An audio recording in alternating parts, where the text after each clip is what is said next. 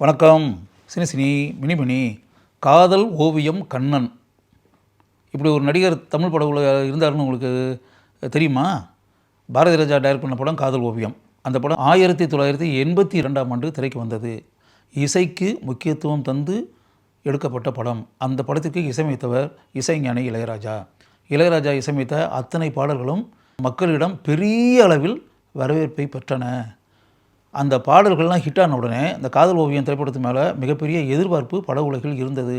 அப்போ பாரதி ராஜா நிறைய தொடர்ந்து வெற்றி படங்களாக கொடுத்துக்கிட்டு இருக்கக்கூடிய காலகட்டம். பாரதி ராஜா புகழ் குன்றினுடைய உச்சியில் பவனி வந்து கொண்டிருந்த காலகட்டம். அப்படி இருக்கக்கூடிய ஒரு சூழலில் காதல் ஓவியம் திரைப்படத்தை மக்கள் பெரிய அளவில் எக்ஸ்பெக்ட் பண்ணாங்க. அதுக்கு இன்னும் சொல்லப்போனால் அதுக்கு கொஞ்ச நாளைக்கு முன்னாடி தான் சங்கராபரணம் திரைப்படம் கர்நாடக சங்கீதத்துக்கு முக்கியத்துவம் உள்ள அந்த திரைப்படம் மாபெரும் வெற்றி படமாக அமைந்தது.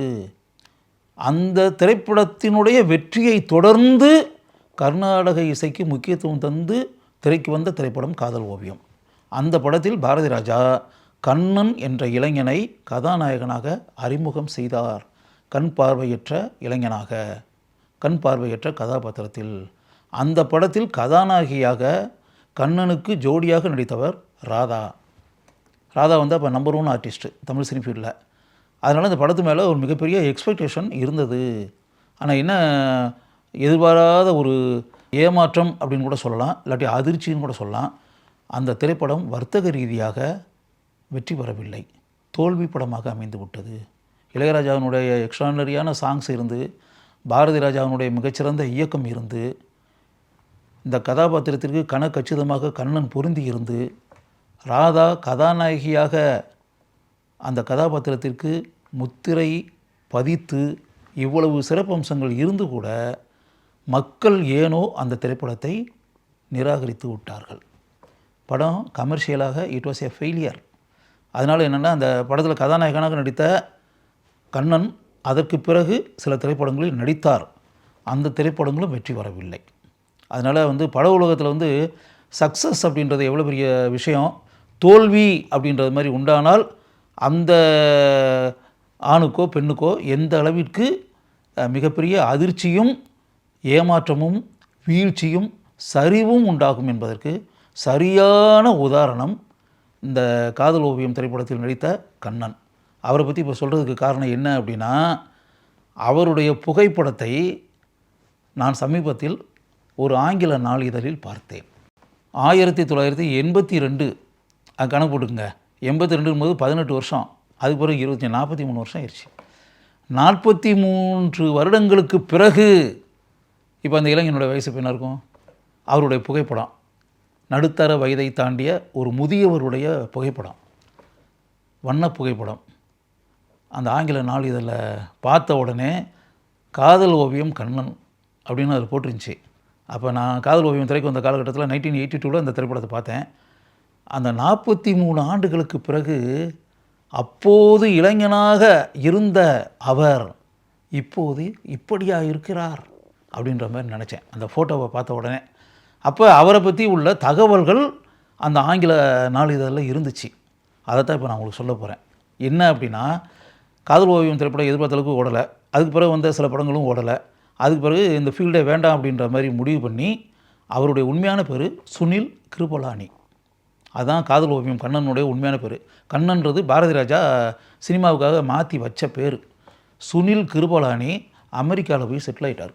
40 ஆண்டுகளாக 40 years he has settled in USA. அங்கே போய் செட்டில் ஆகிட்டார். அங்கேயே செட்டில் ஆகி இந்த படத்துறையை விட்டே போயாச்சு. 40 ஆண்டுகளுக்கு பிறகு இப்போ என்ன அப்படின்னா, அவரை பற்றி ஏன் பத்திரிகையில் அங்கே வருது அப்படின்னா, சக்தி திருமகன் அப்படின்னு ஒரு படம், விஜய் ஆண்டனி கதாநாயகனாக நடிக்கக்கூடிய படம். அந்த படத்தை இயக்குபவர் அருண் பிரபு அப்படின்ற இளைஞர். அந்த அருண் பிரபு அவர் மனசுக்குள்ளே எப்படி இந்த காதல் ஓவியம் கண்ணன் ஞாபகத்தில் வந்தார் அப்படின்னு தெரியல. ஒருவேளை முன்னாடி படங்கள்லாம் நடித்தவங்க யாராவது அதுக்கு பிறகு நடிக்காமலே இருந்தால் அவங்க எங்கே இருக்காங்கன்னு சொல்லி தேடி பிடிக்கலான்ற மாதிரி ஏதாவது நினச்சாரான்னு தெரியல. அவர் எப்படி மனசுக்குள்ளே வலை வீசினாரோ, இந்த காதல் ஓவியம் கண்ணன் அவருடைய வலையில் சிக்கி இருக்கிறார். 43 ஆண்டுகளுக்கு பிறகு யோசித்து பாருங்கள். அவர் அமெரிக்காவில் இருக்கக்கூடிய கண்ணன் என்ற இப்போது அதான் சொல்கிறேன்னே, சுனில் கிருபலானி அவரை தேடி பிடித்து இந்த திரைப்படத்தில் நடிக்க வைத்திருக்கிறார். சக்தி திருமகன் படத்தில் இவர் நடிக்கிறாரு அப்படின்னு போட்டு வரும்போது இவருடைய அந்த படத்தினுடைய ஸ்டில் கிடையாது, இவருடைய செல்ஃப் ஃபோட்டோ. அந்த ஃபோட்டோவை பார்த்த உடனே எனக்கு வந்து ஒரு இன்ப அதிர்ச்சி அப்படின்னு கூட சொல்லலாம். அதற்கு பிறகு அந்த பத்திரிகையில் பணியாற்றக்கூடிய அந்த செய்தியாளர்கிட்ட அவர் தன்னை பற்றி இந்த விஷயங்களை இப்போ நான் சொன்ன விஷயத்தெல்லாம் இப்போ சொல்லியிருக்காரு. சொல்லிவிட்டு அவர் என்ன சொல்லியிருக்காருன்னா, பட உலகிலே படம் எதிர்பார்த்தாலும் ஓடலை, ஃபெயிலியர் அப்படி இப்படின்ற மாதிரி ஆனோடனே மறுபடியும் இங்கே வந்து முயற்சி பண்ணி பார்த்தேன், நான் நினச்சது மாதிரி வாய்ப்புகள்லாம் கிடைக்கல, எனக்கு இந்த ஃபீல்டில் அதுக்கு பிறகு நம்பிக்கை இல்லை, ஏன்னா ஆரம்பமே முதல் படமே ஃப்ளாப்பு, அதுக்கு பிறகு இனிமேல் என்னத்தை நமக்கு வாய்ப்பு வரப்போகுது அப்படின்ற மாதிரி மனசுக்குள்ளே நினச்சிக்கிட்டு நம்ம வந்து அமெரிக்காவில் போய் ஏதாவது பிஸ்னஸ் பண்ணிடுவோன்ற மாதிரி அங்கே போய் என்னுடைய சொந்த பிஸ்னஸில் இறங்கி விட்டேன். கல்யாணம் பண்ணியாச்சு, 2 பெண்கள் வந்து எனக்கு மகள்களாக இருக்கிறார்கள்.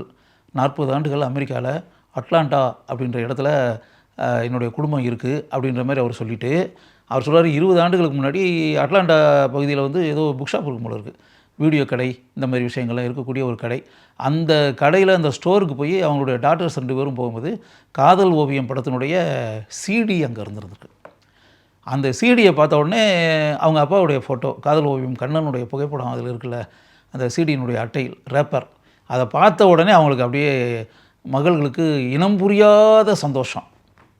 ஆக்சுவலாக அதை பார்த்துட்டு அந்த ஸ்டோர் ஓனர்கிட்ட போய் அவங்க சொல்லியிருக்காங்க, இந்த சிடி இருக்கு இல்லையா, இது வந்து ஒரு தமிழ் திரைப்படம், இந்த படத்தில் கதாநாயகனாக நடிச்சிருக்க இவருடைய ஃபோட்டோ அட்டையில் இருக்குல்ல, இது எங்கள் அப்பா, ஹீ இஸ் அவர் ஃபாதர் அப்படின்னு சொல்லி 2 பொம்பளை பசங்களும் சந்தோஷத்தோடு. இப்போ நீங்கள் அதை யோசிச்சு பாருங்கள், அதாவது ஒரு 20 வயசு 22 வயசில் ஒரு இளைஞன் கதாநாயகனாக நடித்து அவருக்கு அது பிறகு கல்யாணம் ஆகி 2 பொம்பளை பசங்க பிறந்து, அந்த பொம்பளை பசங்க வந்து கிட்டத்தட்ட இப்போ இவர் சொல்கிறது பார்த்தா 20 இயர்ஸ் பேக், இப்போ 20 வருஷத்துக்கு முன்னாடி நடந்த சம்பவத்தை கண்ணன் சொல்கிறாரு. அது வரும்போது அந்த பசங்க வந்து இவர் தான் எங்கள் அப்பா அப்படின்னு சொல்லி அந்த ஸ்டோர் ஓனர்கிட்ட போய் சொல்லி அப்படின்னா அது எப்படிப்பட்ட ஒரு குதூகலமான சம்பவமாக இருக்கும் அப்படின்றத நீங்களே யோசிச்சு பாருங்கள். அதற்கு பிறகு இப்போ ஒரு 2-3 ஆண்டுகளுக்கு முன்னாடி சென்னைக்கு வந்திருக்கக்கூடிய சுனில் கிருபலானி என்ற காதல் ஓவியம் கண்ணன் பாரதி ராஜாவை போய் பார்க்கலாம் அப்படின்ற மாதிரி பாரதி ராஜா சார் ஆஃபீஸுக்கு போயிருக்காரு. பாரதி ராஜாவுக்கு ஒரு அடையாளமே தெரியலையா, சார் நான் யாருன்னு உங்களுக்கு தெரியுதான்னு. யாருன்னே தெரியலையே, நீங்கள் யாருன்னே எனக்கு தெரியலையே அப்படின்னு. சார் என்ன சார் என்ன அடையாளம் தெரியல, காதல் ஓவியம் படத்தில் வந்து நீங்கள் அறிமுகப்படுத்துனீங்களா சார், கண்ணன், நான் கண்ணன் சார்னு. யோசித்து பாருங்கள். அப்போ பாரதி ராஜா வந்து எந்த அளவிற்கு ஆனந்தம் அடைந்திருப்பார், அதிர்ச்சி அடைந்திருப்பார், மனதிற்குள் புலகாங்கிதம் அடைந்திருப்பார் அப்படின்றது நீங்களே யோசிச்சு பாருங்கள்.